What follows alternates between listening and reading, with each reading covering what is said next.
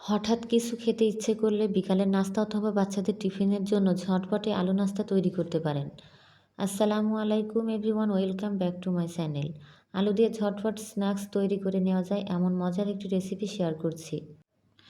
ফার্স্টে এখানে আমি 3 থেকে 4টি মিডিয়াম সাইজের আলু খোসাটাকে ছেড়ে নিয়ে টুকরো টুকরো করে সিদ্ধ করে ম্যাশ করে নিয়েছি। এবার এর মধ্যে দিয়ে দিচ্ছি 3 টেবিল চামচ পেঁয়াজ কুচি এবং 3 থেকে 4টি কাঁচামরিচ কুচি, হাফ চা চামচ চিলি ফ্লেক্স, হাফ চা চামচ ভাজা গুঁড়া এবং হাফ চা চামচ লবণ স্বাদ মতো। এবার সব কিছু একসঙ্গে খুব ভালোভাবে মিশিয়ে নিচ্ছি।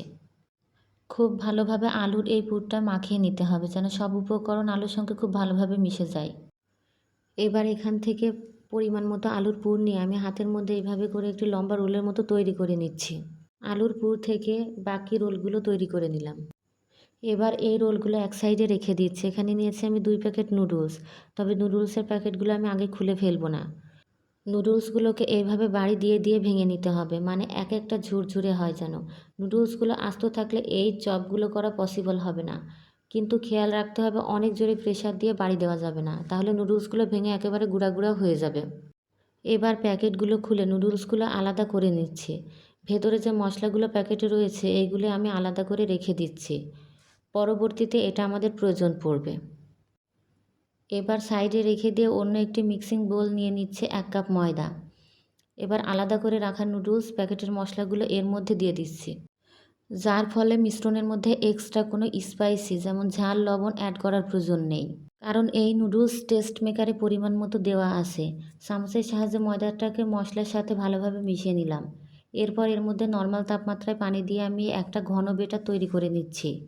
তবে পানিটা একেবারে ঢেলে দিব না, অল্প অল্প করে দিয়ে একটু ঘন বেটার তৈরি করে নিতে হবে। একেবারে দিলে যেটা হবে বেটারটা কিছুটা পাতলা হয়ে যেতে পারে। এবার আগে থেকে আমি যে আলুর রোলগুলো তৈরি করে রেখেছি এইখান থেকে একটি করে রোল নিয়ে ওই বেটারে উল্টে পাল্টে কোট করে নিচ্ছি।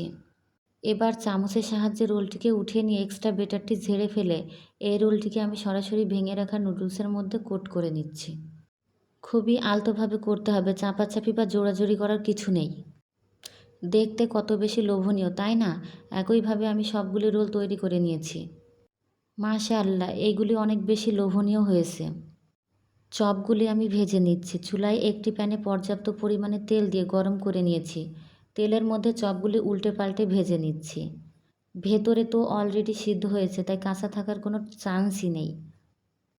উপরেরটা ক্রিপসি হওয়া পর্যন্ত, কালারটা আসা পর্যন্ত ভেজে নিলে এনাফ। চুলার আঁচ স্লো হিটে দিচ্ছি যেন পুড়ে না যায়। চপগুলি আবার উল্টে পাল্টে ভেজে নিচ্ছি। আমার পছন্দ মতো কালার চলে এসেছে। এবার আমি তেল ঝরিয়ে উঠিয়ে নিচ্ছি। মাশাআল্লাহ, দেখতে কত বেশি লোভনীয় হয়েছে। সচরাচর তো এইভাবে আলুর চপ তৈরি করে খাওয়া হয় না। যারা ক্রিপসি আলুর চপ খেতে পছন্দ করেন তারা এইভাবে তৈরি করে নিতে পারেন। খুব কম সময়ে কম উপকরণে তৈরি করে সংরক্ষণ করে রেখে দিতে পারবেন 1 থেকে 2 মাস পর্যন্ত।